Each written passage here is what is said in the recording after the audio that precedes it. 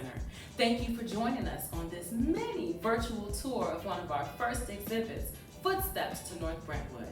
The town of North Brentwood was incorporated in 1924, and what makes us so Prince George's proud of this town is because of the fact that it's the first municipality for African Americans in Prince George's County. We are proud to have our museum located right in North Brentwood, and even though you can't come to the museum, we're bringing the museum to you today. Let's go take a look at this powerful exhibit. North Brentwood was developed from a farm tract that was owned by Captain Wallace Bartlett. He commanded the 19th Infantry Division of the colored men in blue. And these men came from all over Maryland, some from the Eastern Shore and other places in Prince George's County. And after the war, in 1887, they needed a place to live with their families. There were many different types of people, freed Africans who were enslaved, who were now looking for places to live, and other soldiers and different families. So what he did was he purchased the land and he called it Holiday Land, and used that land to sell parcels for different families to purchase to start their family. That is the origin of the town of North Brentwood.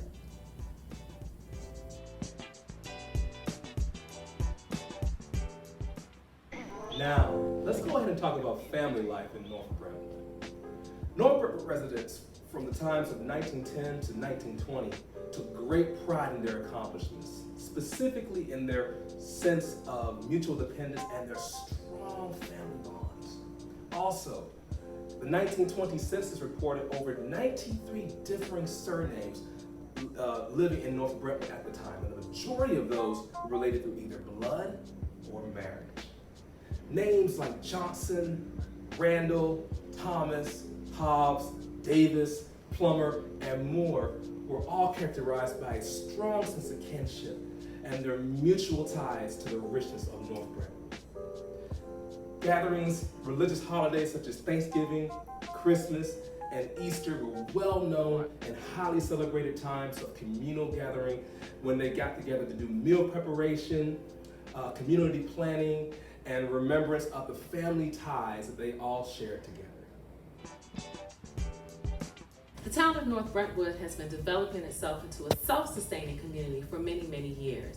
In 1898, a transportation system came to the town of North Brentwood by way of the streetcar, very, very early compared to some other towns.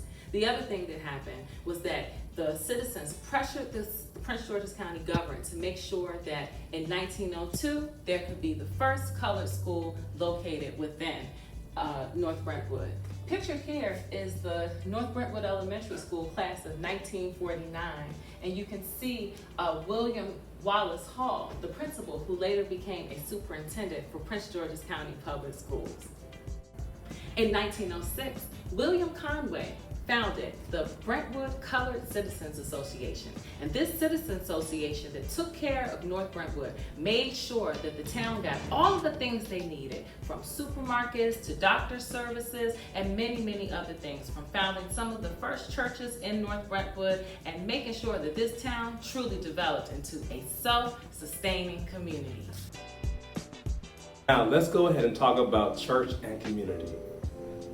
Brentwood African Methodist Episcopal Zion Church and the First Baptist Church of North Brentwood have a profound connection to the citizens of North Brentwood because of the way that these two churches were potent symbols of unity and spaces where resources were collected, fundraising was done, and morality was developed for the people to be strong. Pictured here is the Reverend James L. Jasper, who was the pastor of First Baptist Church from 1906 to 1935. Every single town has people that have made it famous, and the town of North Brentwood is no different. So we'll start with one of the most powerful people, Reverend Henry V. Plummer. Reverend Henry V. Plummer became the first African-American chaplain in the U.S. Army in 1884. That's some powerful North Brentwood history. And even as you move on, Jeremiah Hawkins became the town's first mayor.